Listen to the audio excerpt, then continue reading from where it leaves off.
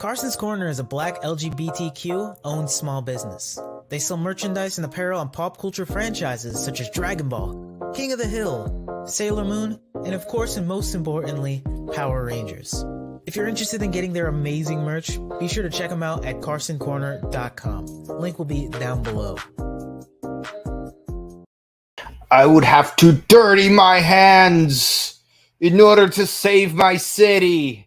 Hello, everyone. Welcome to the Morphin Network. We're doing the Rider Time podcast. For those of you who are wondering where Jared is, he is coming up. He is showing up today. He's just having some internet problems because you know how things are on the east side of this continent. You know, internet tends to be pretty bad during the polar seasons, and we are pretty close to the summer solstice, so it is what it is. That's why that's why Jared is going to be running a little late, but here I am. I'm Mike Time Rider Zero, your host. I hope all of you have been having a wonderful week, and I hope you're ready for a great weekend. I know it's almost Father's Day, so if you guys have a father or a father figure that you want to celebrate, please make the most of that time, because it's like we don't all have an Uncle Ben. Sometimes we have a Piccolo. Sometimes we have a Jin. Don Brothers reference. But for now, what are we doing? We are reviewing Ohsama Sentai KingOhger, episode 15, A Visit to Suzume. And yeah, let us know what you guys thought about this episode. Did you like it? Did you hate it? What do you think is going to happen next? If you comment in the comment section, then while we are live, we will display your comments right here at the bottom. I'm already seeing some comments flood in, so that is great. We love your audience participation in our streams, and we love that you are taking the time out of your day to actually watch us. And with all that said and done, let us get into the episode. So, as we're noticing an arc pattern to some of these streams of episodes, in the beginning we've had some episodes where we were just doing a world tour about around the different kingdoms, but we only got to learn a little bit about each of the other four kings. But like now, we're putting a little bit more focus into learning the backstory of these kings. Like, for example, in 2 episodes ago, we learned about Gus' backstory, how he basically lived in the satellite from New Domino City after the God's Wrath incident, and he rebuilt everything from a Windows 98 computer. Then in the previous episode, we got a backstory to Himeno. Now, we already knew that she had a Batman backstory where her parents were assassinated, but we also learned a little bit more about like what happened afterwards. How after she was coronated, she started watching Mofun cartoons, as did a certain other person from another country who will get their own backstory episode in the next episode. But in this episode, we're going into the backstory of none other than Kakuragi Dabowski. I swear, like there's some kind of flamboyance to his name that just like gets your blood pumping, and I actually really like that. And and we're getting into some real Game of Thrones territory here with this backstory. So here we are. Here it is, the awesome challenge that we're gonna face. So what I find interesting is that the way they portray everyone's backstory is you got Jeremy, the new 6th Ranger. He's just hanging out, and basically everyone wants power. So like, and because he's a story guy, he loves storytelling. Again, he's Anansi the spider from African folklore. Like I like, it feels weird that the wiki doesn't even bring that up. Because spider, storytelling, he's listening to the backstories of all the characters, and that's basically the framing device for everyone's flashbacks. So it's Kaguragi's turn, and who else to say but his Kuroko. It's kind of weird that this Kuroko is talking. I know he's like the main Kuroko vessel working for Dabowski, but it does feel kind of weird that he does talk, because I mean, even if you're not familiar with Japanese kabuki, if you're familiar enough with Samurai Sentai KingOhger, you know that these guys are supposed to be stagehands. As far as the audience is concerned, they're basically non-existent. They're invisible stagehands. So like that's why even their faces are covered and they never talk. So it is kind of weird that this one actually is talking. I mean, I know he probably had a few lines in past episodes, and I probably missed them, like the episode "Gear on the Run." But I do find it genuinely curious. So here it is. And so, what is his backstory? Well, he likes to kiss up to Hercules. We know that much. But why? I mean, I think based on a few seconds of footage from the previous episodes, we pretty much already know why. Hercules has leverage through Kaguragi's sister, Suzume. Now, we could guess as to why. Like maybe they had a rebellion, and as punishment, the sisters held hostage. Maybe there's an arranged marriage for some kind of political reasons. And yeah, those are your two attempts. Those, like, I don't think I need a third example. I think, but because it is literally, an arranged marriage. And it's really cool because apparently a lot of the shoe gods are native to specifically Shugodum, and then they export their shoe gods to other regions. Like they would send some to Nikasopa, some to Ishibana, some to Gokon, and some to Tofu. Again, beautiful country, hate the name. But so in order to get a large export of shoe gods to help rebuild the harvest after the God's Wrath incident, like the quid pro quo is we will agree to let you have these shoe gods if Suzume stays in Shugodum and she becomes a candidate as Hercules' bride. Now, here's my thing. Candidate. It's not even guaranteed that she would get married. So it's not that she's betrothed. She's being held hostage. I mean, in terms of political definition, she's held hostage. I have some things to say about things from her perspective when we get to it.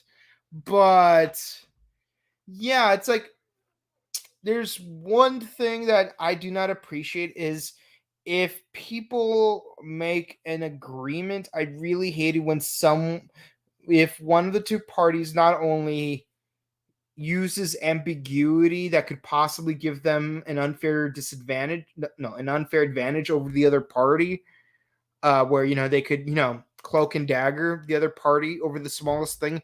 The other thing is if it's like if someone says I'll agree to these terms, but just so you know, I cannot guarantee I'll keep my end of the bargain. That is something that I kind of have an issue with. It's like I'll if you do these things for me, I might do this one thing for you. Might do this one thing. Not I will definitely do this one thing for you. It's I might do this one thing for you. Can't promise I'll pull through, but you do have to agree to my terms regardless. And I'm not a fan of that, And Hercules is the kind of person to do that. Anywho, so here, so what are the Bugnarok are up to? Well, they get this fly, dude. Yes, he's a Muska right there, and he doesn't have any kind of grandiose plan like the last few monsters did, and they actually had some interesting plans. This one honestly really doesn't. It's just you just draw out God Tarantula, capture it, kill everyone if you have to. It's like, can I kill people? Yes, you can. And then he just can fly fast. I don't know. I mean, the CGI for his flight ability looks about as bad as Bat Og from Shin Kamen Rider, and this is the perfect opportunity to shamelessly plug. Yes, if you haven't seen our review for Shin Kamen Rider, do check it out after we finish this live stream. So there's that. So yeah, this is a Muska dude, but I'll say this: I do really like his old school look. Like he looks like either looks like he's either an Orphanok or some late Showa Kamen Rider, but with some Hesse level attention to details. Either way, I like the design on this guy. I also like how he has two regular arms. He has two other arms that form a what's it called, a Manipura prayer hands. So I like that. So give me one moment, please. Quick swig. Okay, so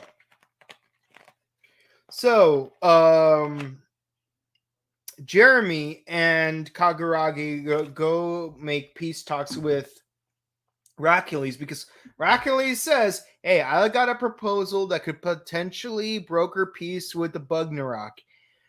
Of course, they have to accept that offer. But when the other three kings plus Gira find out from Jeremy that, hey, just so you guys know, Suzume, Kaguragi's sister, yes, he has a sister, yes, insert Power Rangers in Space reference or Power Rangers RPM reference. She's held hostage.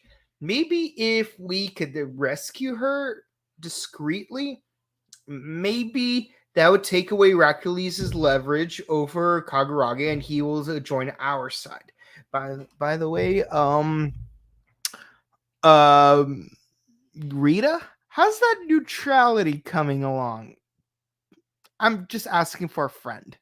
By the way, I did just notice I am wearing a purple Ryu Soldier shirts, sponsored by Cautious Corner.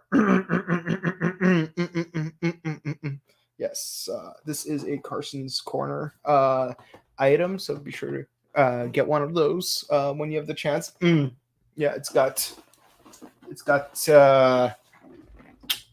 Guy Sword on the back.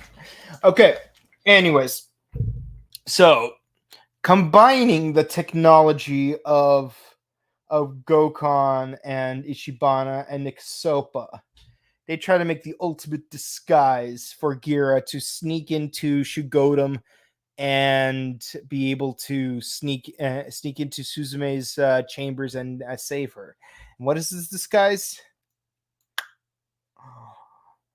He turns into a taxi bug. Yes, they disguise him as a taxi bug, and it is surprisingly effective because freaking Gira's homegirl walks past him and doesn't even notice him.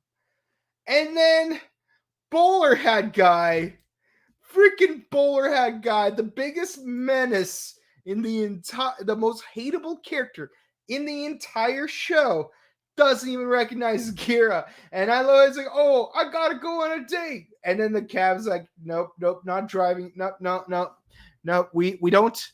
No, we don't drive sellouts in this car. Like this is like Nelson Muntz from the Simpsons movie. It's like say climate change is a myth. Climate change is a myth. Further evidence is needed. That's for selling out your beliefs. And Bowler Hat Guy, he got what's coming to him. Don't say he didn't deserve this. Like, this is what he gets for, giving Gira so much hate. And without reason, too. And, he's just chef kissing Hercules all the time just for breathing. Not cool, man. Not cool. So in the throne room, they have a conversation. It's like, listen, we would like to be involved in the peace talks with the Bugnarok, and I will support you, but I, Jeremy, will only agree if you add one more condition to the list. I want you to give Suzume back to Tofu. And Hercules is like, yeah, here's the thing. I would love to agree with you, but there's just one thing that prevents me from doing that. And I'm thinking, oh no, Hercules, no, he's going to do something scummy, isn't he? He's going to make a scummy excuse to like, and I'm thinking like he very well could. He could say, hey, like I could give her back to you, but the reason I'm keeping her is because Tofu and I made an agreement. If I give her back to Tofu, then I have to get those shoe gods back, which is a reasonable issue of leverage. I mean, you could technically stack deals on top of each other, but also you could undo certain deals if the terms are not met. I mean, this is like, I'm gonna be honest. I've been watching that new Revice versus Geats movie, and I'm still in the Revice section. And as I'm watching the movie, I can't help but think, I hate Revice. I never thought I would dislike a season this much since Kamen Rider Ghost. But the point I'm trying to make from this tangent is making deals kind of a tricky thing, but also Hercules would not be legally in the wrong if he went back on the deal, if he gave Suzume back, because that was part of the terms of the agreement. I mean, if he ended up getting engaged to another woman, I mean, technically, he would be able to bring her back without voiding the contract, but still. Anyways, Gira in his taxi costume sneaks into Suzume's room. She wakes up, she screams, he makes a run for it. And as soon as they arrive, we find out what the problem was that Hercules mentioned. She is simping for him so hard. See that face that Jeremy is making? That's the face that I made when I saw this scene. I mean, I wouldn't put it past me that this would happen, but this is not a direction I would have gone. So, to the writers, yeah, good plot twist. I definitely would not have gone this route. I have not much to say. It's like now Hercules kind of wants to get rid of her, but couldn't. And I'm like, this is a good moment for Hercules. This is like Hercules is such a hateable character, and every time I see him, I want to like throw hands. But this is a good moment for Hercules. Like, I actually like this. I mean, don't get me wrong. It's like, it's not like this is a consummate relationship, but at the same time, it kind of eases the tension a little bit. And let me tell you something about tension. I just saw Spider-Verse 2 last night. You could cut the tension with a knife, with a freaking KingOhger sword. Like that is how intense things were. Like this is actually a nice little plot twist that we got here. But before we could savor this reunion between Kaguragi and Suzume, which, by the way, she's like, brother, why are you even here? I'm here for Hercules senpai. I'm like, oh man. But the reunion is short-lived because the other three kings are like, what gives? What gives, guys? You're gonna make deals with the Bugnarok? Yeah, this won't just affect Shugodum. This is gonna affect all 5 kingdoms. You think we're not gonna show up here? He's like, but I terminated our arrangement. It doesn't matter. All of our kingdoms are being affected by this deal. And it gets worse every time. Yeah, speaking of which, Gus, do you mind wearing this pink dress and calling yourself Mary That's part of the deal. Pray I don't change it any further. Yes, I made a Star Wars reference. Star Wars Robot Chicken reference. And here he is, ready to respond to said Star Wars Robot Chicken reference about wearing a dress and calling himself Mary.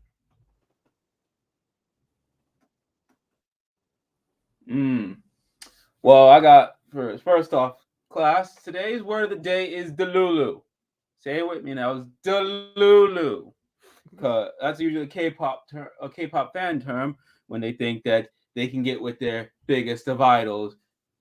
Yeah, you have a slim chance of that. This took the cake. I literally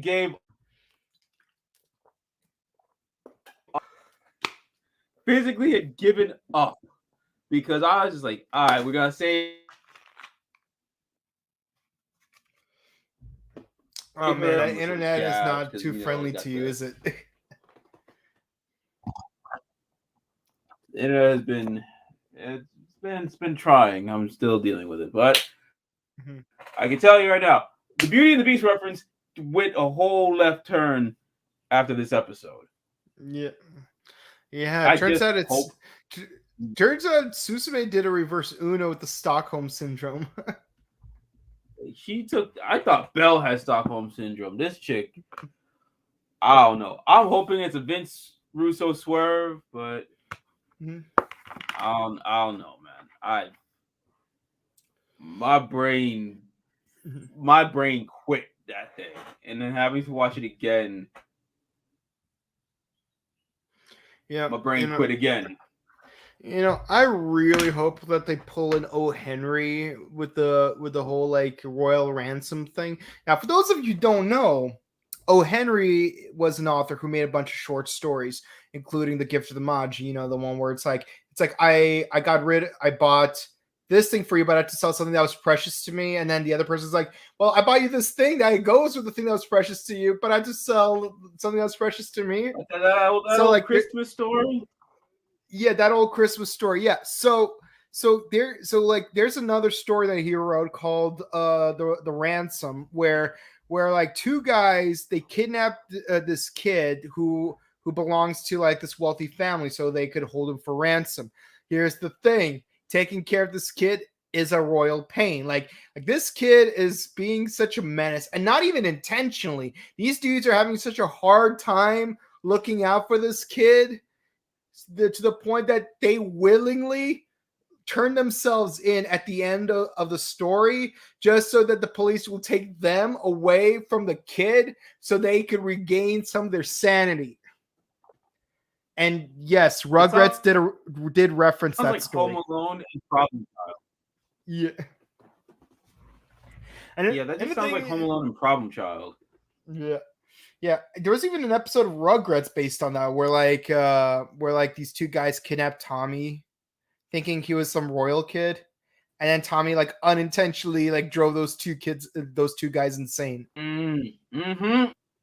Yeah, so I wouldn't be surprised if like Suzume will like drive Hercules insane, where he's like, you know what? Take her, keep her away from me. You know what? You could keep the you could keep the shoe gods, you could keep your sister. I just want my sanity. Here, take the bowler hat guy while you're at it. No, Rugrats did reference both those stories for Christmas and when Tommy got kidnapped by those rich folks. Yeah. Yo, that's right. Yo, Rugrats was deeper than you thought. Jeez. Yeah. It's like I just saw that one episode one time when I was younger. I'm like, this feels like an O. Henry story. But yeah, so people watching the audience, definitely check out a collection of O. Henry short stories in your local library if that still exists, or just go to YouTube or Audible if you could find any audiobooks so that you're gonna have a good time. Or just watch the Rugrats episodes to get a taste of it. Yeah, but nothing beats the original. Round of applause for Bowler Hat Guy. Round of applause for Bowler Hat Guy getting his comeuppance. I want to round of applause that. Yeah, it's like I don't drive your kind. What do you mean my kind? You know, the kind of people that sell themselves out to simp for a king who's clearly being sus. We don't take pole riders, you know, not wow, that sounded wrong. Let me backtrack on that one. We don't take it's hard to say censored. That's the problem. I think that's why it's so hard to say censored. We don't take king writers. There we go. That's the best way I could do it censored. My God. We don't take people who do anything to ride the royal chariots. There you go. There you go. Or as Army of with homegirl, or as Army of Lovers would say, wrestle with the gods, ride the noble harness, raining cats and dogs. Actually, this whole episode is Delulu. Because first off, how is that girl ever? How did? Hold on. You're frozen. What has he got on her? Yeah. So. No, I want to know what bald hat guy got on that woman. What does he have on her to make her agree to go on a date with him? These women are Delulu and Shigodam. Done. What is? Let's make it clear. Shigodam is all of Eldia and Marley. The orphanage is the island of Paratus. Rumble the hell out of that country. Yeah. Like as soon as I saw that man had a date, all hope was lost. Yeah. But also look at the silver lining. You know, if someone as awful and emotionally repugnant as Bowler Hat Guy could get a date, you can too. Yeah, there's no excuse for y'all out there. That guy, and she wasn't bad looking either. So no. y'all got a chance. Mm-hmm. Yeah, even my girl might like that girl. But like he's like trying to apologize that he came late, but like but she ain't believing him, and she's right to not believe him. It's like she stood up for herself because we don't like you, Bowler Hat Guy. You got your karmic comeuppance. But before he could like plead his case, but like before he has to go home. It's so funny, even. Yeah, the monster show. Actually, that is the two things. It's funny that official Toei, posted this guy getting his comeuppance because they know nobody likes him. That's one. And two, drippiest monster in Sentai, period. Oh yeah. Muska looks fly. I swear, like that was not intentional. I just thought like he looked like, because like the word fly, like when Snoop Dogg says it in that movie Soul Plane, we're gonna give the word fly a whole new meaning. But like it didn't. But then I forgot. Oh yeah, this guy is a Muska. So like I want to know. No, I want to know who designed him. I want that drip. That's a good looking. That's a good looking. No, I even mentioned like I also love his manipura hands like on his chest. That is like really cool. But yeah, I'll say this. What I would have loved her to say though, like when she dumps Bowler Hat Guy, it's like my mother was right. I should have went out with Minoru instead. Because Minoru deserves it better. I know he's a character from a different season. I know we're past that season. We're in this season now, but I won't get over like Minoru. He's in a different universe. I don't care. You're right though. You're right. It's like absolutely. It's out of universe, but I'm right. No, you're right. Like, he deserves a W, unlike Bowler Hat Guy. But I'm still not going to get over the whole. I don't think I'm not allowed to spoil Dawn Bros versus Enkaiju, but yeah, no, dude deserves some more wins. That's all. Yeah, I feel bad for the guy, and it's like, and of course, Bosk is like, "Yo, guys, just so you know, just to prove my loyalty, I'll take care of this one solo." And man, does he nail him down like a hammer. Like, I know he's not the judge, but he is the hammer. Because he dropped that fly like it was no one's business. And boy, was it awesome. No, he whooped. He whooped ass.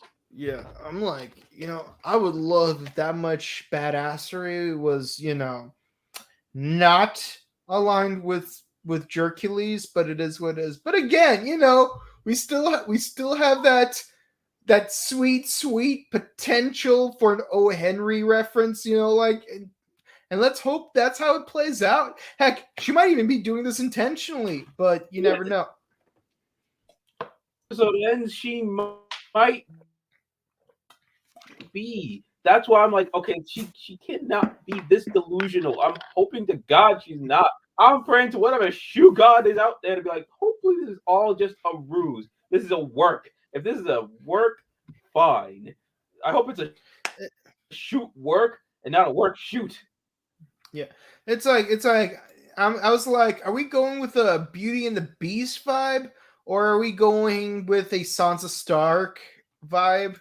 Because Sansa, like, she put herself into that position. Like, she's like, I want to be married to a king. I don't care if he's a jerk nozzle. I want to be married to a king. Yeah, she did do. She did that. Ugh, I try to block that part out of my memory. Yeah, no, like, honestly, like, I'm not a fan of Sansa Stark, because, like, with the exception of that one scene in season 6, she was basically the Sakura Haruno of Game of Thrones. I'm not apologizing for what I just said. No, that's doing Sakura a service. No, because at least Sakura did something. Sansa really just like. Well, Sakura did more. Until Battle of the Like, she did more. Sansa just coasted until after Battle of the Bastards. Mm-hmm. Yep. That was her only moment. Battle of the Bastards. That was it. Battle of the Bastards. Nothing else. Battle of the Bastards. Anyway, so Monster becomes giant, and Jeremy's like, I was moved by your story. Let me reciprocate. And then we get Spider-Miss Prime. Yep. Between Spider-Verse 2 and Transformers Rise of the Beast, this actually kind of works. This kind of works. And what do you guys think of this new mecha? Yeah. Love it. Mm-hmm. I loved this episode or the episode before, where basically they fought the monster that belonged out of Jungle Fury. I think that was the previous episode. Yeah, it was, because they're doing it like basically they're mirror. That's what I like about this.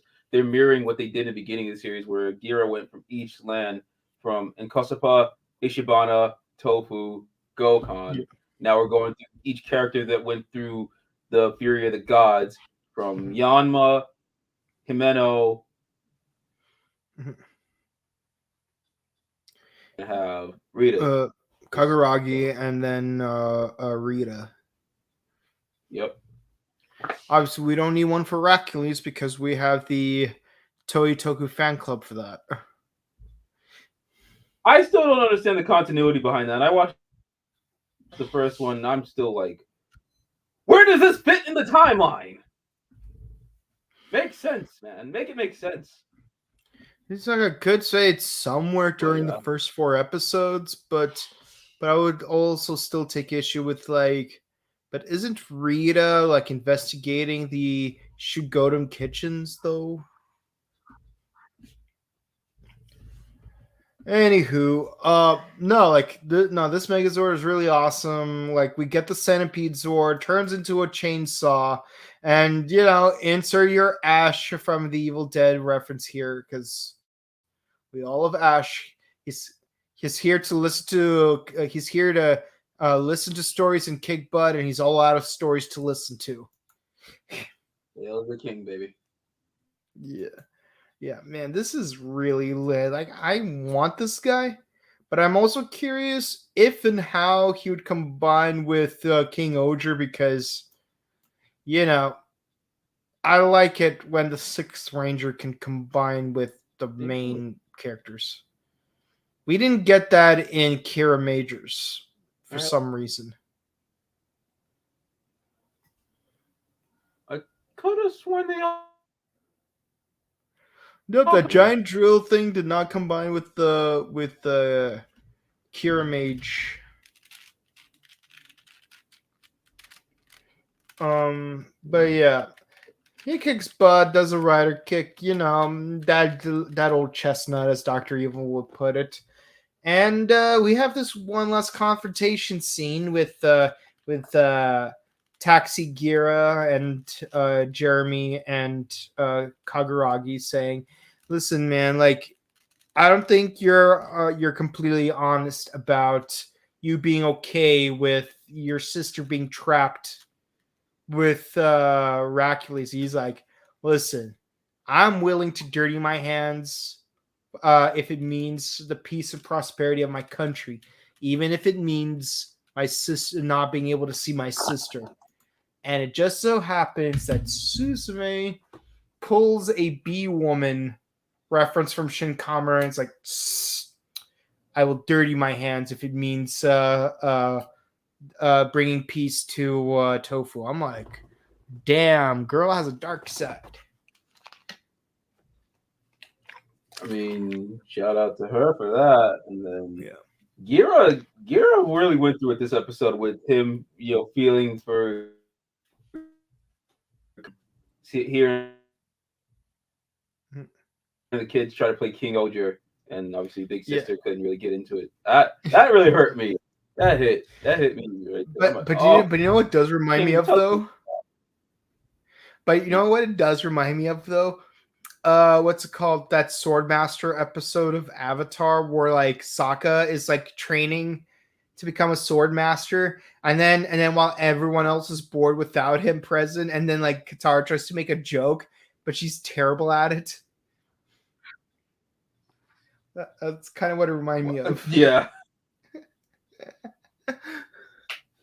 Yeah, it was that, but sadder. Yeah. The writing in season 3 of Avatar was really peak because because I love the whole like they're writing letters between Katara and Toph. It's like why would Katara write me a letter? She knows I can't read. And then they send a letter to Katara. It's like Toph is blind. There's no way she'd be able to write. Oh my god. Plus, it's sloppy handwriting, Sokka. Yeah. So we got Hercules, Kaguragi, Jeremy, and Lumiere at the Bugnarok base, and Hercules goes in alone to negotiate. Yeah. And that's where we end the episode. This ain't the first time he's been there. I agree. I don't think this was his first time. And look, just because Jeremy wore a cloak for 2,000 years, I'm still convinced that God's Wrath had something to do with Hercules. Oh, well, he was still like a kid when it happened. Gira was a little kid. Teenager, maybe.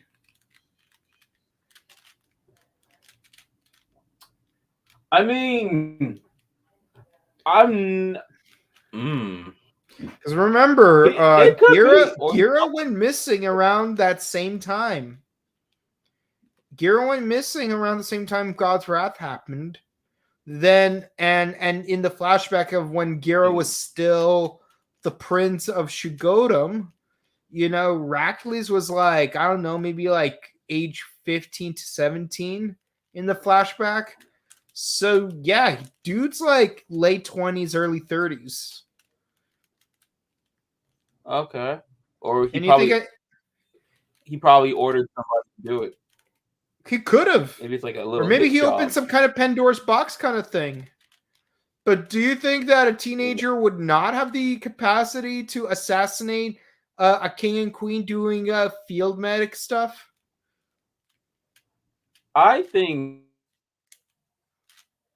the king before, since we're mentioning Avatar, I think they're pulling a hold. Ozai, what's this? Sozin? Azulon. Oh, Azulon, where it's like Azulon. Because like there's suspicion that Zuko's mom killed Azulon. Yeah, basically Azulon's like, oh, you wanted to take your brother's place. So you have to prove it by since he lost his kid, you're gonna lose your kid. So he's like, oh, you want to be king? All right, well, you better Terra. Mm-hmm. Mm-hmm. Who knows? Because it's like it looks like they're gonna go in the route of trying to redeem Hercules in some way. Yeah, but do we want him to be redeemed? That's what I want to know. No, I don't. I don't want him redeemed. I just want him to face consequences. So him facing his consequences is gonna involve him before me told me this is how to get it, and I just grew into it, and I wanted power. Like, so he's not gonna obviously be. He's gonna be like, yeah, he's a victim, but he's not gonna be off the hook because he got power drunk. Yeah, and I still stand by like, how could Gira go missing? Because like that's something they still did not answer. Like, I do not believe. Oh well, we were kidnapped, but we couldn't find you. I'm like, well, Hercules couldn't notice that was Gira. So what if Hercules was not aware of like the king before him looked at Gira as a weakness for Hercules and had to get rid of him and used the fury of the gods as a cover. So Hercules just slipped into the kingly role and just said, you know what, I'm gonna carry on as my king because his brother's dead. Sounds like he just fell to the dark side, and then sounds like sees his brother's alive. Backstory.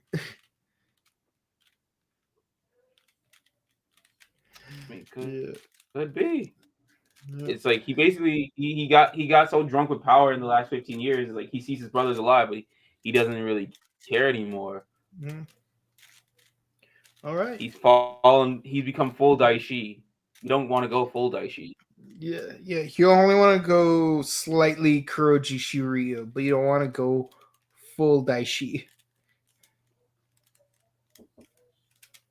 Mm-hmm. Yeah, man, I love that. Like, a bunch of us are like talking a lot about Jungle Fury lately, because like even when I was at Yard House the other day with my friend Steve, like we were actually like talking a little bit about Jungle Fury. It's like, and like he brought up this one point, and I'm like, wait a minute, they mentioned this in Super Crooks, and he's like never seen Super Crooks before, so it's kind of funny how like they both make the same point, how it's like, oh, in Jungle Fury, they're actively learning the martial arts, while in Geki Ranger, they already knew it ahead of time. So in this way, Jungle Fury is better than Geki Ranger.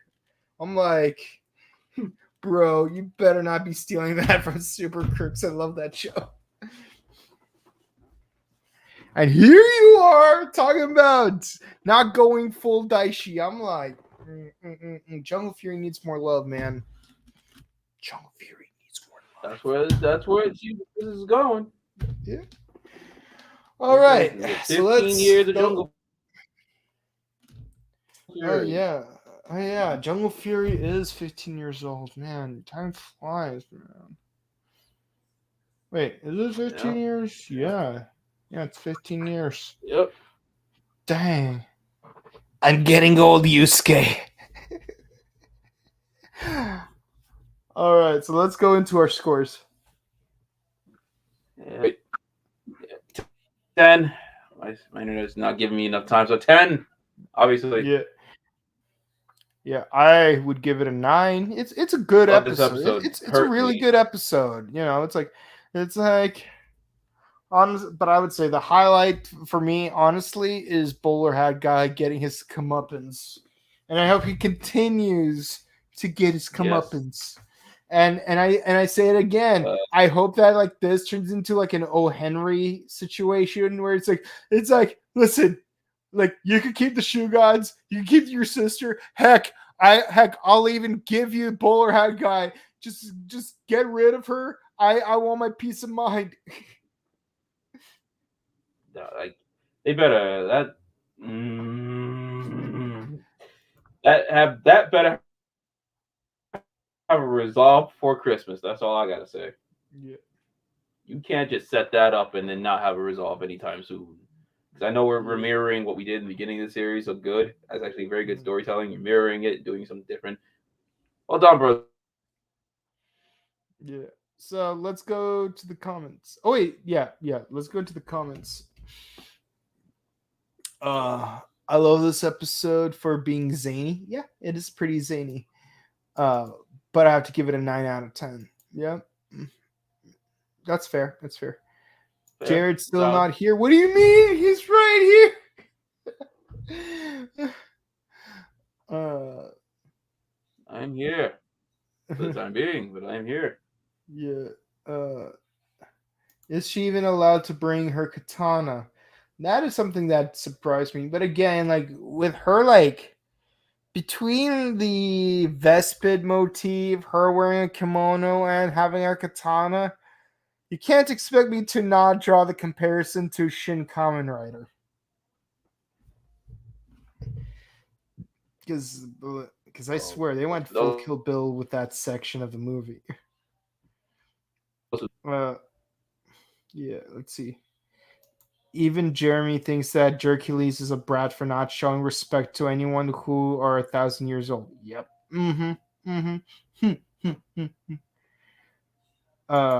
Confirmed that they are demi shoe gods like the snail ones. I still take issue with the fact that it is a mollusk and not an arthropoda. So yeah, I don't care if you're a demi shoe god. Like I get it. You know, like KingOhger had 24 Zord spirits, but only 11 of them were actual Zords. But so like I respect that they're demi shoe gods, but still, mollusk. They're just and I'm gonna say what a certain homicidal priest once said. What is up with all these snails? 1, 1, 2, 3, 5, 8, 13, 21, 34, 55, 144, 33, 377, 610, 987. Just trying to keep calm. Taxi costume, but it's a bit heavy. Yeah. Another Shinken, first another Shinken blue, now another black RX, and he sounds like the fly guy from Geki Ranger. Yeah, hello Flit. Or Bai from or in his Japanese counterpart. No, actually, you know what? Since we're on the subject matter, Flit / Bai is actually a goat character. Just because he's tiny doesn't mean he's, useless. And honestly, like in his fly form, like he was holding his own against Melee. Like that is some goat. That is some goat martial arts. Goated character. Yeah. Kogane can't do the evil act because she misses him. Yeah. But also maybe she's just like Katara, where like she's not as good as Sokka. Yeah. Jeremy wants Hercules to release Suzume, but it's up to her to decide. Yeah. You know, I actually love the twist of like the fact that it's like, yeah, see, I would give her back, but there's a problem, and it turns out the problem is she doesn't want to leave. Don't want to leave. I want to be with Hercules-sama. Like, malicious is like, whoa, what, my dude? But then you see her acting all like, you see her acting like this. Oh, she don't want to leave. Oh. God, I gotta contact this dude on Instagram. Cool. I gotta contact this one dude on Instagram and ask him to like do a recording and saying, I want you, Hercules-sama. Because like he's like really good at doing that like high pitch like gamer girl voice.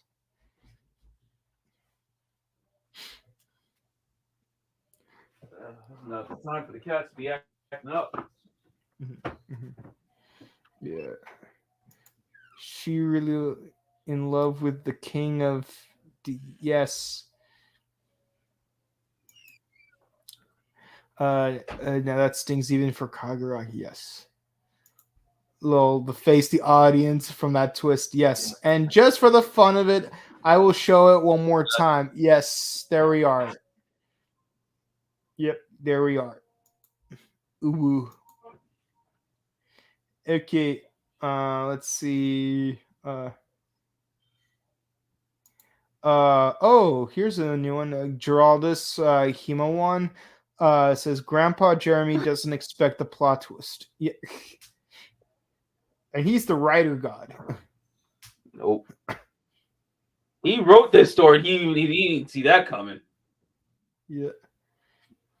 He doesn't write smut. Stick with Raccoon. This is all a lie. Yes, it runs in the family.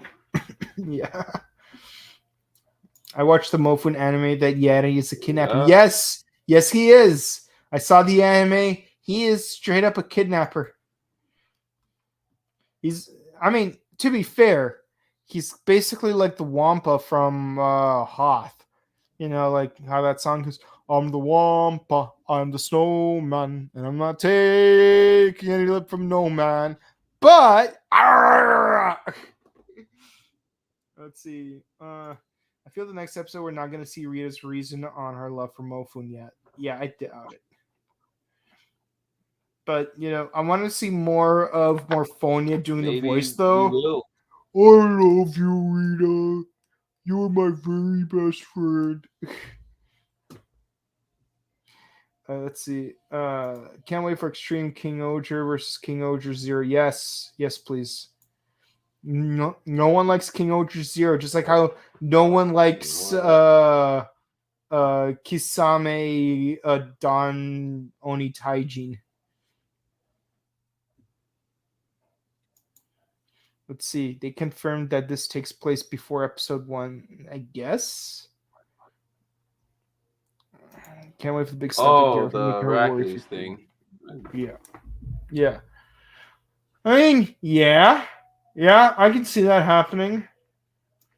But also, how funny would it be if like Suzume really does fall in love with Gira at some point? He may be king, but I got the power. And she got issues and she family hopping. That ain't right, bro. This ain't Game of Thrones. She there's homie hopping and then there's brother hopping. That is just wrong. Gen-san 2.0. Oh, that's it for the comments. We hope you guys enjoyed this review of KingOhger episode 15. If you enjoyed it, please comment, like, and subscribe to us on YouTube, Facebook, Twitter, Instagram, and be sure to ding the bell icon so that you could get notified of our latest videos. We recently actually did publish 2 of our PMC interviews this past week. We got John Tui, aka Doggy Kruger, and Daggeron from SPD and Mystic Force, and we that one. Yeah, and we also have Wally Wingard, aka Psycho Blue, that was published just yesterday, and there's at least one more coming out later this week. So stick around for that. In order to be notified, you got to ding that bell icon. And ding that bell just like how Geats uses it to restart a new universe. And if you like Kamen Rider, speaking of Geats, be sure to check out our review of Shin Kamen Rider, which we did last week. And our next episode of Kamen Rider Geats is going to be on Tuesday at 7:15 Pacific, 10:15 Eastern, where we're gonna do episode 40, where we finally get what we should have gotten like 2 episodes ago. Because plot-wise, it would have made more sense. I still not gonna get over that. Yeah, and of course, if you want but we needed to finish up the story with the mom. Yeah. But if you want to watch us review Cosmic Fury, you're gonna have to wait for Netflix to release those episodes. That's all I can say in the matter. But you can say hi to us in Burbank, California, at Japan World Heroes. It's right there on the upper right corner. It's at the Burbank Grand Vista Hotel from August 18th to the 20th. Be sure to get your tickets now. We got some actors already listed on there, and I know that Scott's going to reveal a few more along the way. So here's hoping. Oh yeah, TJ Storm is one of them. So if you're a fan of Kamen Rider Dragon Knight or the recent Godzilla movies, be sure to say hi to him. And also VR Troopers, because I'm the Doom Master and these are the Vixens. Yeah, and of course, be sure to check out our sister channel, The Buttery Show, where we do movie reviews and video game news. Most recently, we are doing video game based movies. So we did Detective Pikachu and we did Sonic the Hedgehog. As of the time of this recording, tomorrow, Friday, June 16th, 6 p.m. Pacific, 9 p.m. Eastern, we're going to be reviewing Sonic the Hedgehog 2, the amazing sequel to the 2020 Sonic the Hedgehog movie. I still can't get over the fact that that movie came out just before COVID, and the sequel came out just after COVID ended. So, that is, perfectly timed right there.